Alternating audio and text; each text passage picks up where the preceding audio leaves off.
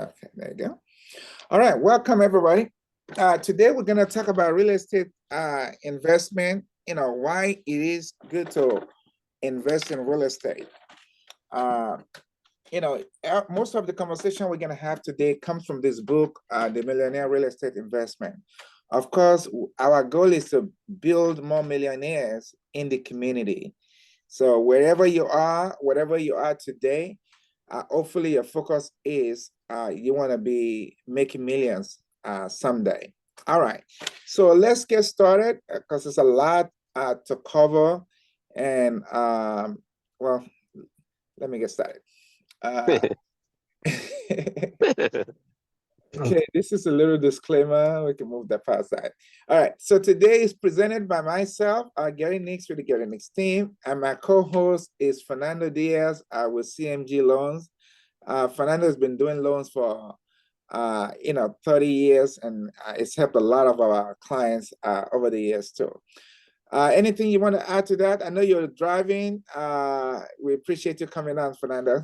No problem. No, that's it. Been in the business 30 years. And like I said, I've worked with Gary now consistently for a long time. And we have a great little team together. But yeah, no, all good. All good. Okay. So again, our presentation is drawn largely from this book. And why are we here today? What has caused you to start thinking about investing in real estate, and why I here? Obviously is to share with you the truths or the things that we've learned around what's possible when we expand our horizon. Okay, so and which is basically to share some of my thoughts, money, life, and investing. So of course, as we present this, I won't be. You're going to have to let go of some part of yourself to share with people. So I think we're both going to be open to that, myself and Fernando, on this. Okay. All right. So what we're going to cover in this workshop is really three major things. What's possible, what the power of leverage is, and what are the proven systems. So what's possible is what's in our mind is possible, because a lot of things we can create in our mind. The good book said, what was spoken, let there be light, and the light comes on. That's a mindset. Water comes on the earth. Whatever it is, whatever we believe in our mind is what's possible. Until we unlock our mind, I've seen so many people, work with so many people that some people just doesn't believe what's possible. So we're going to talk about that, and then we're going to talk about leverage, how you can leverage real estate to create wealth. And then we're going to talk about how the proven systems, what people have done that have done well to make it happen. So, anything you want to do on this earth is already done by somebody. Anything we really want on this planet Earth, if you look deep, somebody's done it before. And if you just follow the model of somebody that's done it well, because a lot of times when we're starting something, we start it and we fail forward. And I'm going to share my fail forward lesson around this thing until I plug into what people are doing and doing well, then you become more successful. All right, so let's start with the possibilities. The unearned income to finance your life mission without having to work. That's the unearned income that you are now working for, and it can finance your life mission without you having to work for it. Isn't that a great thing? So that's the possibility, that's the possibility. And we're going to break that down for you as we go on. All right. So it's financial wealth. Okay. So there are 8 myths understanding between you and financial wealth. These are the things that limits us. We call it limiting beliefs that limits us from acquiring what we want to do. Unfortunately, this is where a lot of us lie in. It's in the mind of believability. Is it possible? can I do this? Is it for me? Let's talk about that. Anything you want? Well, let's just go into the myth, the myth. Okay, so we have personal myths, and then we have the other big myths. So the personal myths, Fernando, can you? I don't want you to read while you're driving. Go ahead, Gary. I'll just chime in if needed. Okay, You all go ahead right. and read it. All right, so personal myths number one. Let me see. Let's do an audience participation today. Okay, if any of you can read the first myth, and I'll make the comment. Can we have anybody participate with us on that? Myth. I do. Sorry, Okay. I do not need to be an investor. My job will take care of my financial wealth. Thank you. Thank you. And yes, you do need to be an investor. Your job is not your financial wealth. Your job is a place where you earn the money. And if you then go invest that money, that's where wealth comes into place. That's and that's a big myth for people. Yeah, now my job will take care of it. And I'm making good money. And I've been blessed to see people making $50,000 a year, $200,000 a year, even $300,000 a year, and they just stay where. See, your job allows you to make that money and live there, but wealth comes on when you use that money to build wealth. One of my very, very favorite person on earth was a young lady. I don't know, about 10, 12 years ago, came to me and said, okay, Gary, I work for Albertson. I make $44,000 a year, but I want to be wealthy. I want to have 2 homes. I said, okay, can you follow me? If we put a plan together, you'll follow through. She said, anything you say, we'll get it done. I'm really proud. This lady is still working at Albertson. I think she's making a little bit more than 44 now, probably like 54 now. But she owns 2 homes, and she's worth about over $500,000 now. And that's just, that's a great mindset. Okay, let's go to the second myth. Help me out one more time. I don't need or want to be financially wealthy. I'm happy with what I have. Okay. How many of you have met people like that? That they think what they have is good. I'm doing good. I'm not gonna do anything more than what I'm doing. I'm making money. I can go. I remember I had this young couple like, look, I gotta go to the Lakers game. I gotta have fun, blah, blah. I'm like, okay. But you need to open your eyes. You do need and want to be financially wealthy. Because if you're wealthier, you can do more of what you want to do, right? That's the truth around it. If you're wealthier, you can do more of what you want to do. And you might need to sacrifice a little bit at one time to get it better, right? Okay. Last one. It doesn't matter if I want or need it. I just can't do it. That's strong. And isn't that the truth again? That most people just don't think it's possible. They don't think it's possible. But the truth is, you can't predict what you can or can't do until you try. If we give it a shot, and this comes from understanding these principles, right? If we don't know, we don't take action.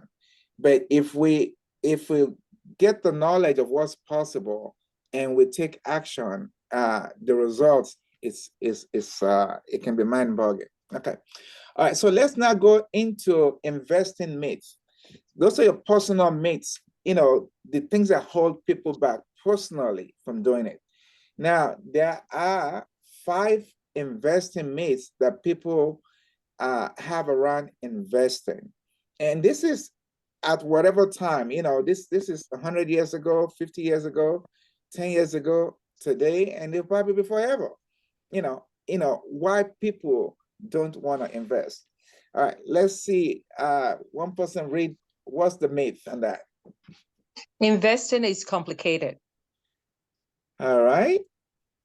And the truth is, it's only as complicated as we make it. If we find out where we're looking to invest, again, we're gonna talk about models later on to follow through. And we'll find out when we do that, what's done before is easy for us to do it, to move into it. All right. Next one. The best investments, the best investments require knowledge most people don't have. So this is when we overanalyze things, right? Like, oh, I don't own a home. Why am I gonna invest in one? But you live in a home, right? You live somewhere. So and it's just expanding our mind. Your best investments will all be in areas you can already understand. And even though we're talking about real estate today, but that could be something else. It could be just you love cooking, right? It's already something you do very well. Well, guess what? If you go open a restaurant or you set up, you get a license and you start getting people to order food from you because a lot of people know you do it well. You see, some of the really successful people are people that just took their passion and create a plan around it, and then boom, all of a sudden success comes, right? So next one.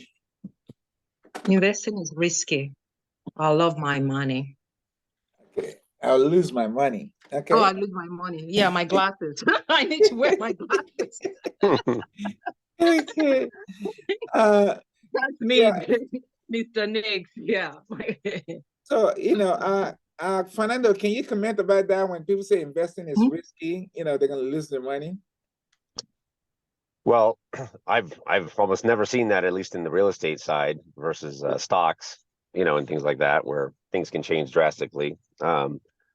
So I would say that, yeah, real estate wise, it's a solid investment. It's got worth or value, unlike other things that people invest in that may or may not have, or could lose it all immediately. But no, I think investing in real estate has been great. It's been great to me over the years. So I encourage everybody to do it if they can. All right. Awesome. All right. Next one. Successful investors are able to time the market. Yes, I hear a lot of that. No, this market is not right for me right now. I need to wait for the next market or whatnot, right? And the truth is, in successful investing, the timing finds you. You find opportunity and you create that opportunity, and you make use of that opportunity. Yeah, so we'll go deep in that a little bit later on. And lastly, this sounds like something everybody is thinking of right now. All the good investments are taken. Yeah, that's what everybody's thinking about right now. Okay. So the truth is every market has share of good investments. So even if you buy at high and let's just dwell on it right real quickly. Fernando, a lot of people are like, oh, the interest rates are so high right now. Why do I want to buy a property, or why do I want to invest in real estate right now? What will you say to that? You know what? The question was blurry. What was that? Okay. So in today's market, people will be like, oh, why would I want to buy right now? Because the rates are so high. The cost of buying it is so high. I'm not going to be able to make money and whatnot, right? Yes, and I think that what people have to realize is, like you said in that earlier slide, you can't time the market, but the market in the long run will take care of you. Yeah, rates might be high today, but the odds are, just like if you talk to anybody that's owned real estate for a long period of time, there will be pockets when rates drop and you'll be able to refinance and improve your position if you hold on to it, long term. I think real estate should always be a long-term investment in most cases, and you'll always do, well in the long run. All right. Okay. So again, getting back to, we just want to give you some statistics for you guys to see what's been going on literally, and this is going to be around Southern California. All right. 17% of 1 to 4 units home purchase in 2010 involved investors as buyers. So 17%, that's almost 1 in 4, right? 68% of all investors buy within 50 miles of their primary residence. This is something I do recommend a lot. I remember when I was starting to think investing in real estate, and everybody's like, oh, let's go back in Texas, let's go back in, Indiana, where we can get, and I was kind of reluctant in that. And I remember a few friends that did so because they don't know the area well. They don't know how that market worked very well. And I just see this guy constantly flying to go to Atlanta to go look at those properties and having issues on it. So they say, 68% of all investors buy within 50 miles of where they live. So you can kind of go by and touch it, right? And average sales price that year was 96,000. And then 63% were single family houses of homes that purchased by investors. It's 68% of them. 63% of them were single family. So a lot of people are buying single family homes and are using it as an investment. Okay. So a little more statistics, possibilities, right? Number of absentee owner condos, 95,993. A number of absentee owned condo purchased in 2020, 44,353. And this is really interesting. Absentee owner as single family, 197,000, right? And purchase in 2020, 11,183. So, and then the number of 2 to 4 units, 92,000, and purchase in 2020 is 2,550. So there are room for all investment type.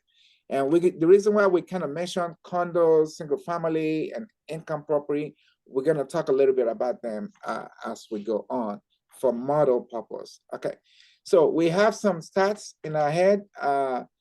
Any comments you want to make on that, Fernando? No, I mean, that's pretty straightforward. What you have there in terms of the stats. Okay, cool. All right, so the first thing is to discover your big why. What is your goal? What is your end goal? What do you, everybody's different. I remember I was in a seminar, and this young lady was talking about she wants to own 100 homes. I'm like, okay, that's a goal, right? And somebody else say, oh, I need to hold at least 10 homes before I pass on, so my kids can have a bunch of, I'm like, okay, that's cool. So everybody's goal is different, Honestly, I remember back then I was thinking, okay, if I get 7 homes where I got 3,000 rental every month, that's $21,000 when I retire to finance a healthy life. That was kind of my goal. But everybody's different. So what's your goal? Do you want to be worth $1 million? I attended a seminar about how the rich live in the United States. People, the 1%, how do they live? What do they do? And one of the discovery I have on that is that the top, to be in the top 2% of the nation, you really just gotta own about $2 million in wealth aside from your primary home.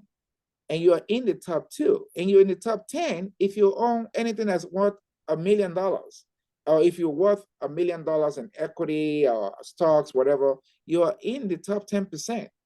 So if you're looking about how do I get away from mediocre level to a higher level, these are things that you can see.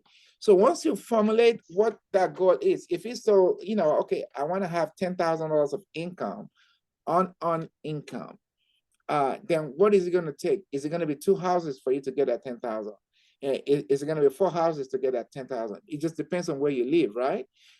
Is it going to be, if you're buying in Ohio, is it going to be 20 houses to get that 10,000 of on-hand income. You just got to look at what that is and then put a plan around it.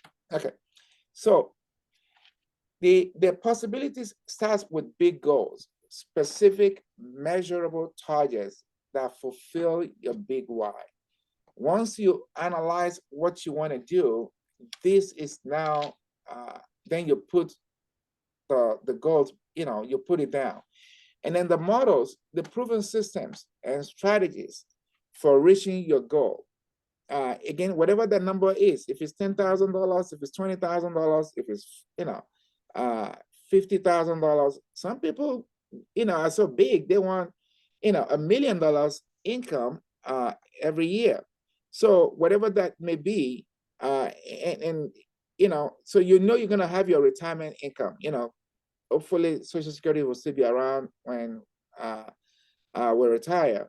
But beyond that, because that's not gonna be, I've never seen anybody that, when they're on Social Security, it's just not enough for their lifestyle, right? So you gotta create something that's gonna make it enough for your lifestyle. So whatever that may be. Okay.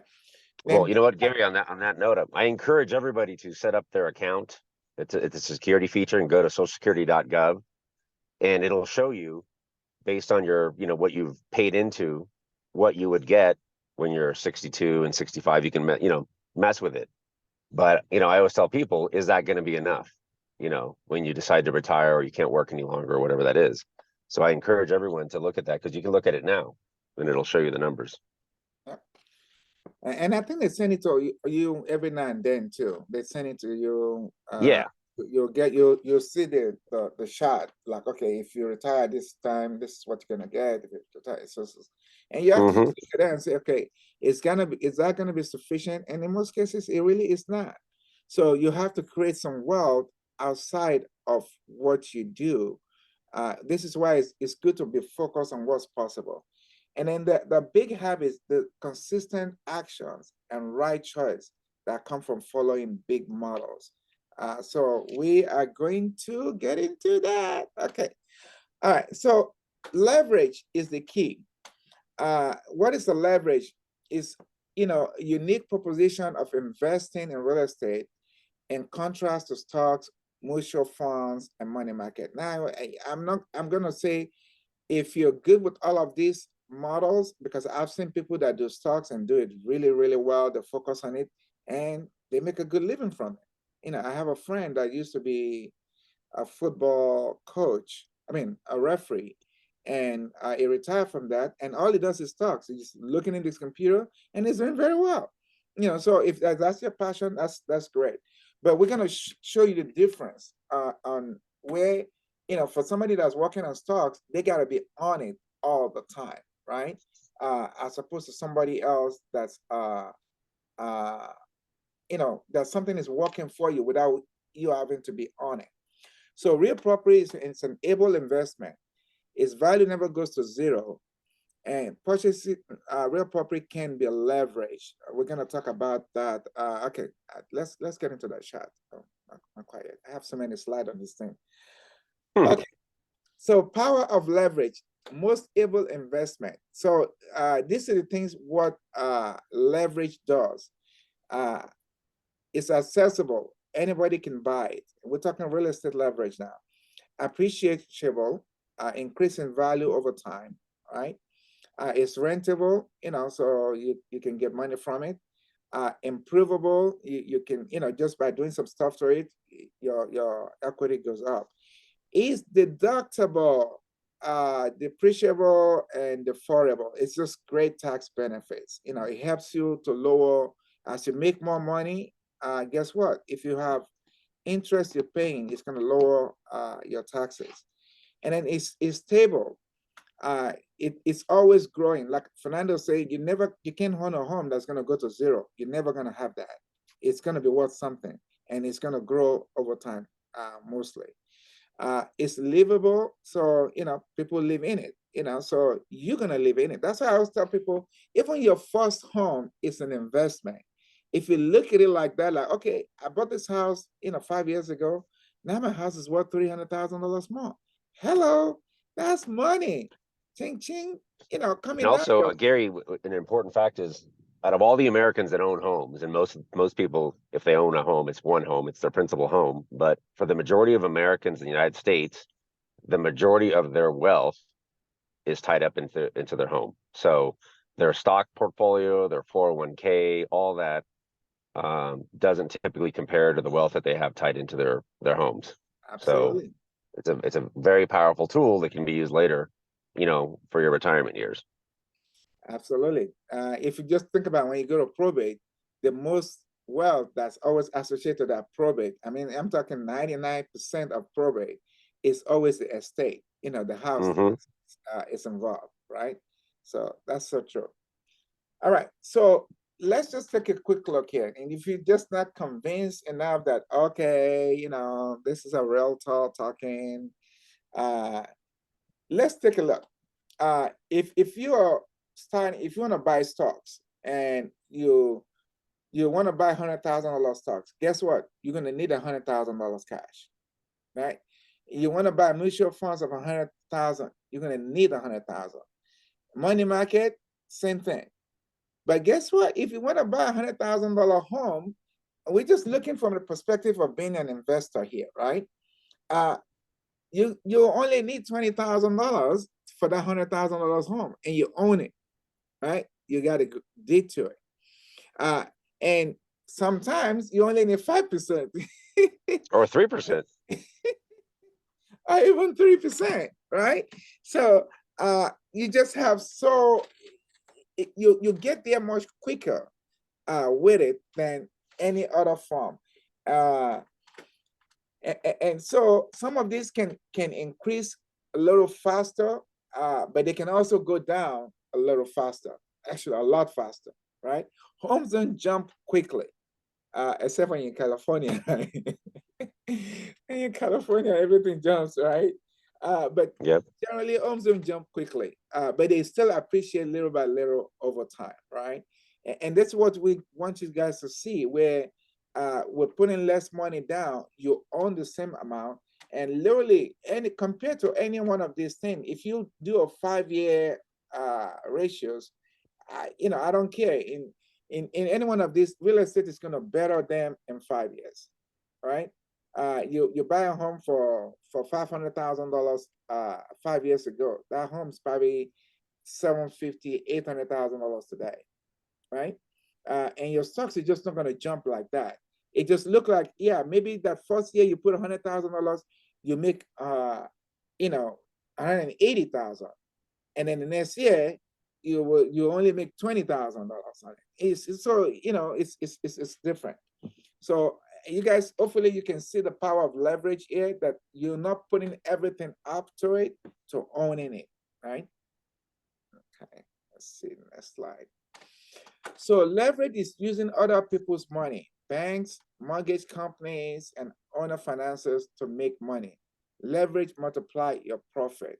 So imagine if you have, let me stay with the slide. Let me go. There's too many slides to go through. So appreciating and rent based on total value of property, return on investment calculated by money, 20% of, you invest, it start building up. 5% of 100,000 5,000, 5,000 times whatever the percentage is, you can build up this thing. To make the same money on a mutual fund yielding 10% with no cost, you would need $250,000 cash, so it's just not, you can get there quickly with this route. All right, so let's take a look at the chart. I'm not going to really talk too much around this. I just want us to see the chart, how money works for you and when you work for money. So if you look on the bottom of this chart, is your consumption, your cash. Basically, when you're working, you work for your money and your money just goes down, and maybe you can retain some money if you're really good in saving, right? But when money works for you, is you put some money down, you create some cash flow, and it grows and it grows, and then the next thing you know, you are really wealthy, right? Because any home you have, you're gonna pay it down. You're paying it down as you're going. Most people get a 30-year loan, right? And as a 30-year goes that it goes down, you're paying down on the balance of that principal, and that thing is growing, for you. So that's how this thing grows, for you. All right, let's look at another chart. Okay, so price appreciation. I just want to show you guys the model of equity buildup, right? When you first buy a property, you have a lot of debt on it, right? Some equity is what you put into it, and then of course, if you invest in it, if you're renting it out and whatnot, so you have a lot of debt in the beginning, but that debt start going down and going down and going away, and all you have later on is money. It's money. I want people to see this. If you're renting a place, you just keep at the level you're renting it, right? So, but if you buy a place, so it's like, why don't people want to buy, as many as possible? But this is what you have here. And if you're living in that place too, bottom line is, I don't know how many times I've done, people come in like, okay, Gary, I've paid off my house. I don't want to work anymore. What is reverse mortgage going to do for me? Because you can start taking money out of that house if need be. It's just that good, right? Any comments on this, Fernando? No, that's on point. And then I think a lot of things you said earlier about people that are renting, but it's a point that people miss. I mean, in Southern California, $3,000 a month is pretty common in terms of a rent payment for, a house or whatever it may be. Yeah. But in 3 years, that's $108,000 that basically you paid out of just for rent, which could have been used towards a home. So people don't realize how fast it multiplies year over year as they're renting. Yep. All right, so let's look at this other way. Okay, so you buy it right, you pay it down, you paid it off, right? Again, in the beginning, you're dealing with vacancy and expense, you have your debt, and then you have a little cash flow, not a whole lot. You still have, as you're paying it down, again, as stuff goes down, your cash flow start increasing, right?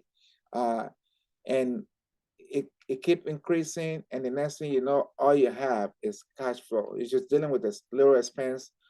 Your expenses usually stay the same on maintenance, that kind of stuff, right? And renting, if somebody moves out and somebody moves in, but at one point you're going to be fully cash flowing on the property, right? Okay, let's go. Oh, So why do people invest in real estate? we're just gonna follow you, right? Okay, so why do we invest? Number one, so we're gonna have a quick discussion around this. Fernando, let's talk about return on investment. Less out of pocket for more into your pocket. Can you explain?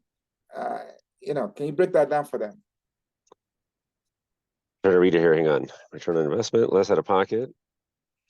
Well, just like you said, that's the power of leverage. So hypothetically speaking, to keep it simple, your $100,000 house, imagine if you went in with 3% and it's $3,000, and then 4 or 5 years later, or even 3 years later, Gary Nick's team sells it for 125,000, and after all expenses, you might make 20. Let's just say hypothetically. So I'll do that all day long. I'll give you $3,000 if you give me back 20. So people don't see that's very easily obtainable, especially in our Southern California real estate market, where values continue to rise year over year. All right, so now let's talk about the tax write-off. What's the benefit of that? It lowers your tax exposure against the so you pay less. So owning a home is a great tool to also keep your to be able to keep more of your money or your wealth than not, because your house is sort of like a block against additional taxes you would pay. All right. Grow net worth through equity. What does that really mean? No, that's basically over time. A house, as you guys know, goes up. I mean, I've told you this, or your clients before, Gary. I've had many clients that sit there in front of me and say, "Hey, Fernando, am I doing the right thing? Should I buy this?" And I always say, "Well, I go, I'll make a contract with anybody. I'll pay you back for your house exactly what you paid today in 10 years. And we can sign it right now. So you can't lose any money. And nobody's ever taken me up on it. And why do you think it is? Because they're, they know that, oh no, I'm not going to give, it's going to go up. Okay, so then where's your hesitation? So I think you answered your own question. So how do you do college educational savings through homes? How do you collect additional savings through what now? So college educational savings. How can you you know what, let me actually That's a 529C. I mean, you could do that for your kids and they can set that up. So another way to do this is something one of my really great clients. I met this gentleman from China. He just literally moved there from China look like 8-9 years ago. And I was connected to him and I met with him, and it's like, okay, I said, tell me, what do you have going on in China? Moving to the United States, what are you looking to do? Well, he said, I own a 2-bedroom condo. And he said, if I was to sell that condo, it's probably worth close to $2 million US dollars. I said, what's your goal? I said, well, I have a wife and a son. My son is about 11 years old at that time. And I want them all to move to the States, but tell me, what should I do? So we dealt on this college. I said, what's your goal? He said, well, I want my son to come to college here, maybe go to UCLA, just go to top university when it gets there. I said, can I show you a way we can plan this out? And he said, okay. I said, since your job relocates you to the United States and your condo, we'll talk about how much is renting this condo for and all that stuff. So I said, if you put your condo for sale, you can buy 3 homes in LA, or LA County is what we're looking at that time. And by the time your son finish high school, you're gonna pay for his college free. He said, okay, talk to me more about that.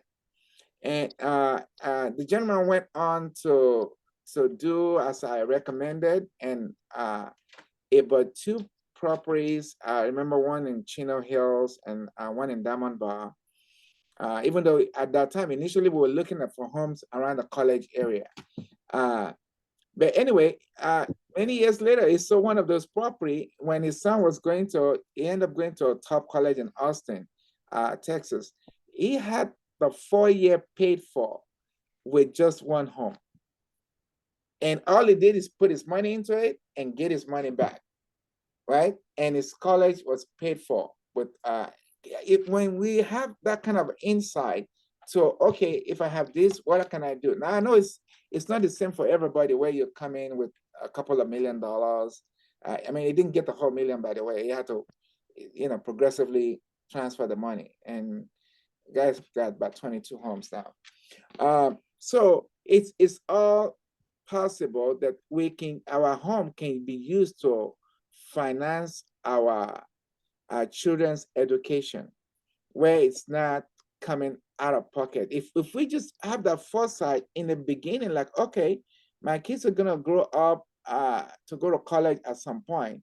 Let me go get a place now, and in 6 years' time, when they go into college, imagine when they go into med school. A lot of people want their kids to go to med school. When they go into med school, you have the $200,000 to give to them, because you invested maybe $20,000, maybe $40,000 on a property that you're gonna get the money back too.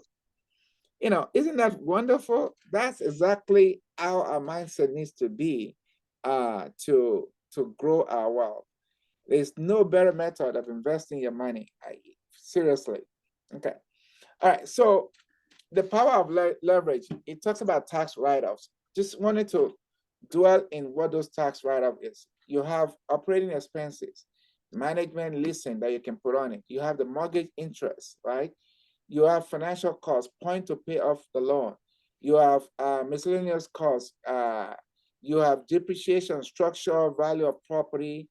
You have capital improvements, anything you do on the house. These are all stuff you can write off that do not. Fernando, talk to me about that, because a lot of people, they'll make money and then they'll go create some business to write off so that their tax base is lower. Can you tell us the difference between if you use your property write-off compared to using a business to write off your tax base? Well, both of those models basically reduce your tax bases because people can, mortgage interest, taxes, repairs, depreciation. You get all those benefits to lower your tax burden on that asset. And it's the same way with if you create a business, you have expenses, you have overhead. That is another way of lowering your tax bases. So it's a great tool to basically okay. I keep think more. I want. Why is this thing moving so quick? Okay. No, what I wanted to, because I deal with this quite a bit when people come in and they made 150,000, but then they wrote off, 80,000, right? On business expenses. So in that situation, the bank now look at your income as lower income because in order for you to make that 150,000, you spend this other money on businesses to bring. So now you only have $80,000 of income, even though you make 150,000. So the difference is if you own a home and you write off all the stuff on the home, that doesn't lower your income base. It lower your tax base, but it doesn't lower your income base. Is that correct? Yeah. Hey, Gary. Yeah. Gary, this Edward. Okay. I want to maybe make a comment regarding the Thank you. This is a tax man here, Edward, Mr. Edward. All right, talk okay. to me. Let me break something down. When you have a rental house as maybe let's say a sole proprietorship, maybe you writing this expense off with your income without the company. There is a limitation. There's a limitation of maybe about 150,000. If your income is more than that, some of the losses you have in your house may not apply. But if you have a company, then that's a different issue. So I just want to make that point clear that that if you have your house, if you have a company, sometimes the expenses might be unlimited than when you just have your rental property and your house, you just do it on Schedule C and all this stuff. So that I mean, you just do it on Schedule E. That's so, but what I'm asking you though is, if you have a company, obviously you can write off everything on the company, correct? It depends on how you set it up. Okay, but if you have a house, what you write off when you write off on the company, what you write off on it lower your income base, right? Again, you lower your income base if you have S corp or if you have LLC. So you have a K1. The K1 will contain the loss or the profit, and then use that you transfer that to your personal income tax. But if you just have a regular corporation separated, a regular C corp, you just pay your taxes, boom, that means it's separated from your personal income tax. So it depends on how you set it up and all this stuff. I just want to add that to you. Thank you for giving us that input. Appreciate it. Okay. You're welcome. So all right, let's move on to the next slide because we still got a lot of slides to go through. So I just want to again put a little bit of myself in here because you can't say you're doing stuff, you're teaching stuff that you don't know anything about. I do, and that's one of the reasons why I got Fernando here is he does too. So my first investment started way back in 2006. Bought a 2-acre land. This is kind of failing forward. That's I was sharing earlier on. I failed my way forward. Lost that property. I tried to do a short sale on it and actually end up being a foreclosure on a record.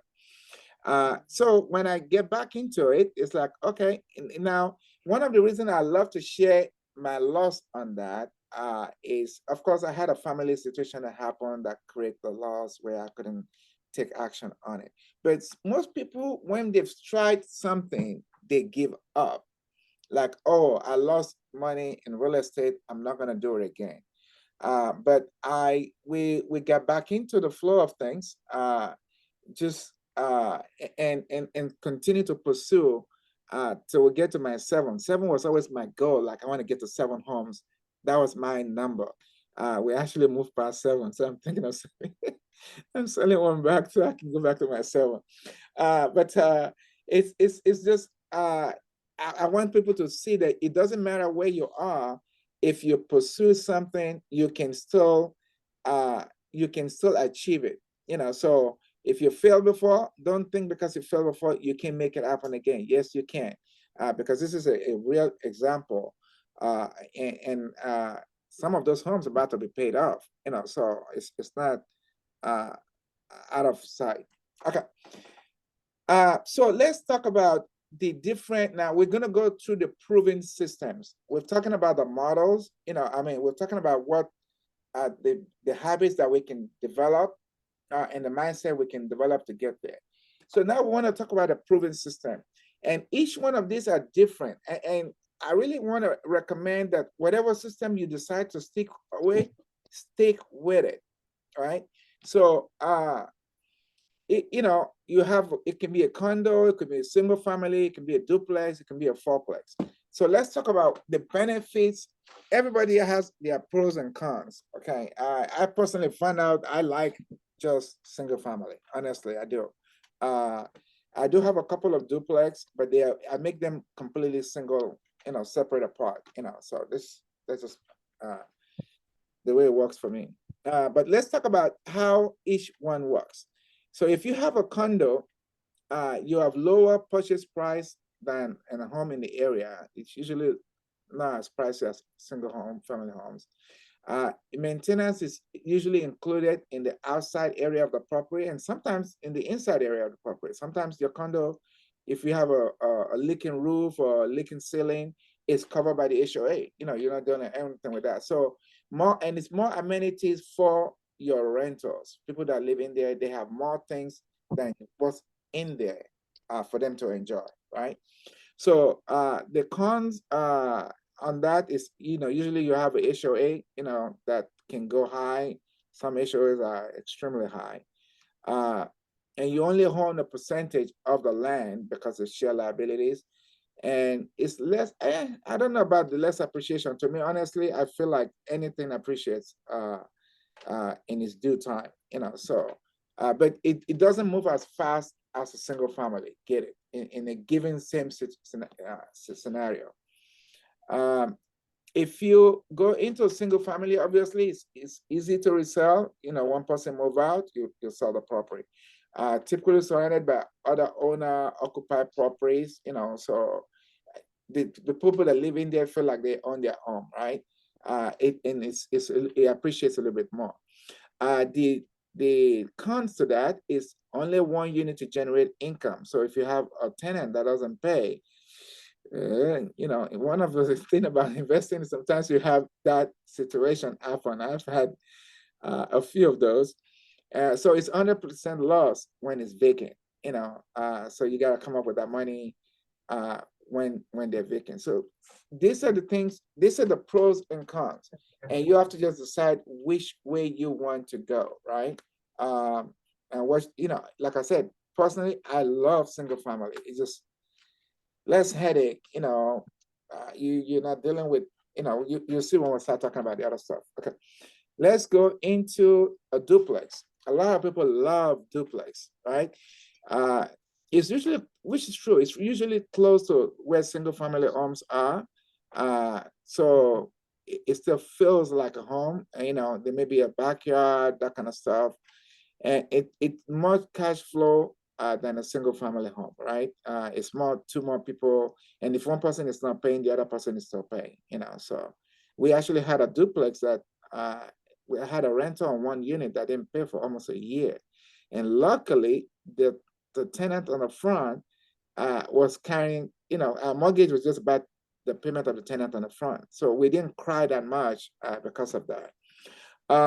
So lower appreciation, again, it may be surrounded by other rental properties. Not so, because in today's world, everybody has their ADU, and that's still around single family homes, but you're getting you're getting paid on the second unit, right?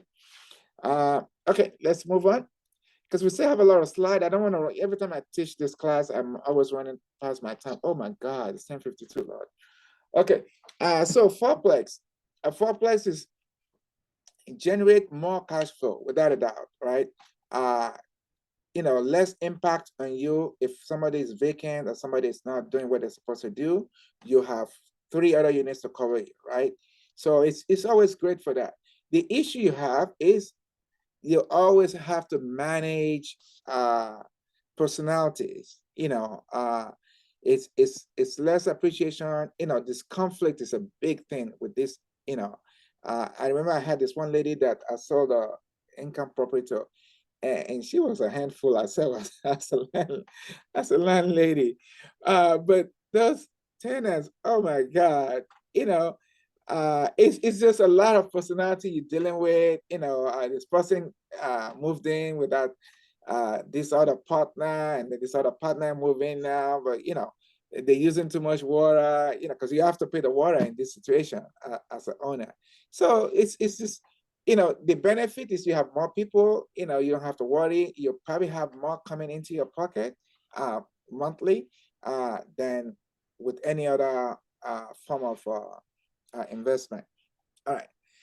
So the key thing is know value, find the opportunities and make deals happen. Whatever it is you want to buy, just have a fixed, like, okay, I want a duplex. The young lady that came to me many years back and said, Gary, I'm at 48 grand. How can I have 2 homes? I said, let's go get you a duplex first. And then when you get a duplex, because your income is still limited, once you move out of the duplex, we can say you have the income from the duplex. Now you can go buy you a single unit, and that's what she did. Okay. Let's see. So some proven systems, mortgages, obviously, 30-year versus 15 years. Sometimes you can change it, again, when rates go down, you can refinance it to 15 years so that way you can pay off your debt much quicker. 20% down payment or more. There are times when your second home, it doesn't require 20%. It's just finding out how to navigate it. If it's further away from you, or you're gonna claim that you're gonna move into that home, so you can pay less. You can really put 3.5% down that second home. It's just having a mindset that you want to build this well, right? Remember, Gary, we've talked about using your kids in the past. We've done that where you can, take advantage of that. Especially if your kids are moving near a university and rent's expensive, you may want to look at buying something with them. And you don't have to have a job necessarily, as long as the parents, can qualify behind them. That's a great reminder, because I remember actually our first good investment property was when our daughter was going to school in Riverside. And I went there and I'm looking at, to rent a room, how much it's going to cost for a room. I'm like, oh, damn, how much does it cost to buy a property here? And that's how we bought the property. And that really pays very well. That if you guys have, even in this situation, again, if you have a kids going out of state, Texas, Atlanta, whatever they're going to, go look at, how much is it to buy a place over there. Buy one, have your kid live in one and rent the other out. Now you're not paying for the cost of rental for your child. It's paying you back. And by the time your daughter, your son or daughter finish school, you sell that place, you may end up taking $100,000 with you or $200,000 with you. It's really, really cool. When we let our mind grow like that, it can be very rewarding. So okay, I think I still have a couple more slides. So property management versus self-management. This, you have to look at your personality, and your time. Everything is time-based, right? Do you want to get somebody to manage your property, or do you want to manage it yourself? So sometimes you can do it yourself. Some personalities are not good to do it by themselves. Put it on somebody else, so the headache is not on you. Okay. And next steps. So the book we presented here is The Millionaire Real Estate Investor. And of course, we want you to come when you're looking to do this. Fernando is a lender. I'm a realtor. We can help you put a plan around this. Whatever your goal is, if it's, listen, I always tell people your first home is your first investment, right? So if you don't own a home, you gotta look in, and people get caught up with, oh, I don't want to. No, if you buy that home, all I gotta do is, this is 2024. Anything that you bought 2 years ago, it's already built worth for you now. Some 50,000, some 100,000, some 200,000. That's just the measurable wealth that you want to see. And then if you can do it again, what most people stop doing is they buy that one and they're enjoying it and they're seeing the world. It's like they put their cigar up, like, oh, this is great. But what can you look for ways to do it again, so you can build up more? That's really how you grow your wealth. So, all right, any questions? I think we got it done. 10:58. Perfect. I gotta get going, Gary. I'm on. All I right, got thank about you, 2 man. minutes. Appreciate it. Alrighty, Okay. guys. Thank you. All Bye. right. Anybody You're have welcome. questions? I have a question. Okay. Good morning, everyone. Yes, if you retired, is it not difficult for you to buy a property because they look at what you are bringing in? Yes. Okay, that's a very good question. If a retired person, how can they buy? There are two ways. Okay. Obviously, if you have money, some properties you can buy, especially if it's non-owner occupied, you can buy it based on the rental income that that property can fetch. Now you got to put enough money down, for it. So let's say you retire and you get $1 million retirement funds, right? You put 35% down to buy a property, and your income is not going to be factored into it. Just the rental income for that property will be a factor into your making your payment, and you can qualify on that. And if you're retired and you've paid off your property, your income is still qualify you. Anytime you have non-taxable income, they actually give you a benefit of 120% of that income and qualify for purchase. So it's individual to individual, but it's something that can be explored for sure. Okay. Next. My next question is, you retire and you roll your money to invest. The investment I made is none, what did they say? You don't lose anything, but the money work for you while you sleep. Is that a good way for your retirement money? Well, that's more of a financial person decision, guidance. I think what you're talking about, if I'm correct, is about mutual funds, where you can roll your money to mutual funds and it's paying you a certain amount of it. But that would be more for a financial planner to talk about. So we can defer that to another time if I'm not qualified to really answer that question. So I'm not going to overstep my boundaries there.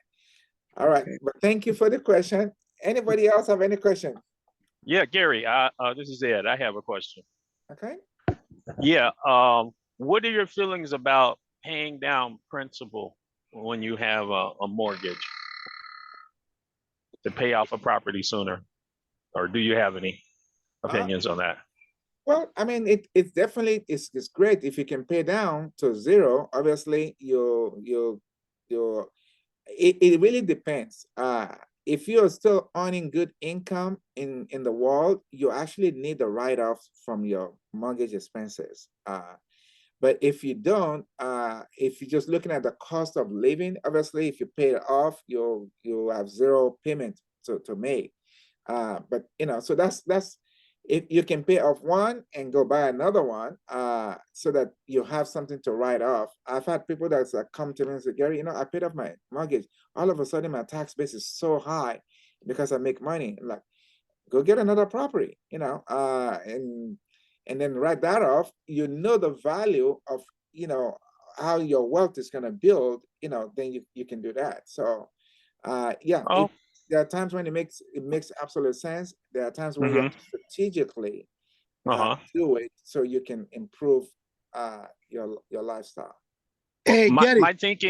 my thinking was that the interest that I'm paying will be higher than any offset of the taxes. So that's why I was kind of thinking that. But okay, thank you.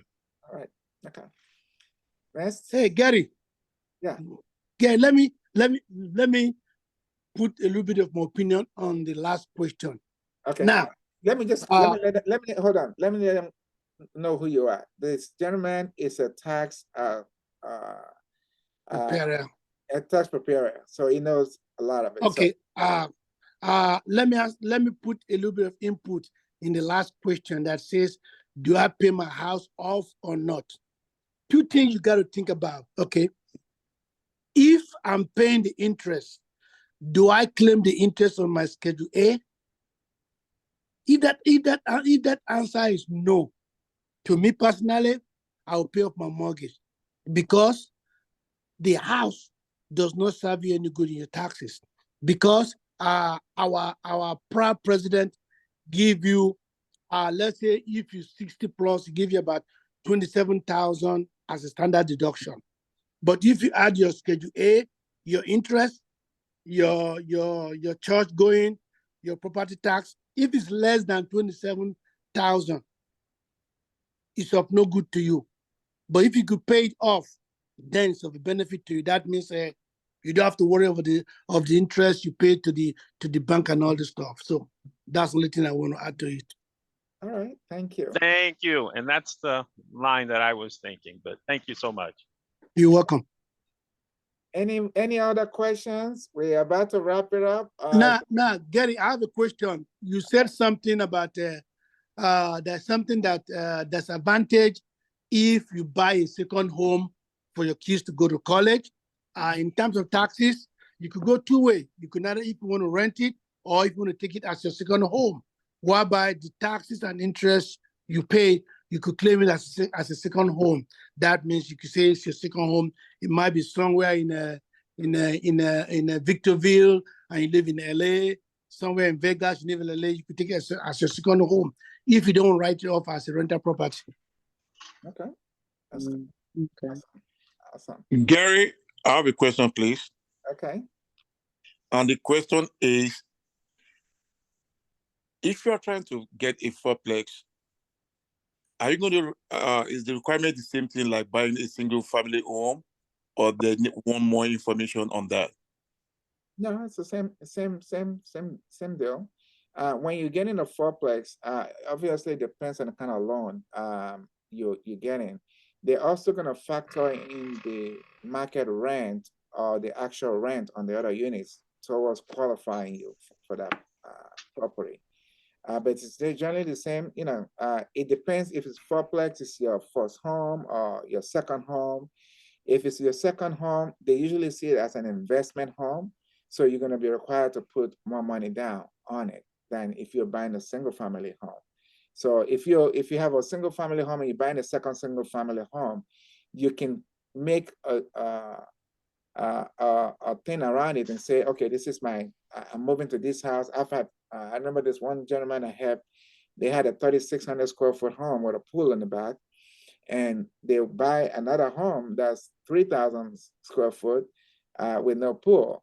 And we were able to put less money down because we say, oh, they're older and they have grandkids, and they don't want the grandkids to get an accident in the pool. So they're buying the second home and they're going to rent the other one out. And the bank bought that, so where they only put 5% down. So, but if it's an investment home, you generally have to put 20-25% down as the second home. But we can look at it at different, it's all about how we can package it up. So if you're thinking about it, let's talk about it.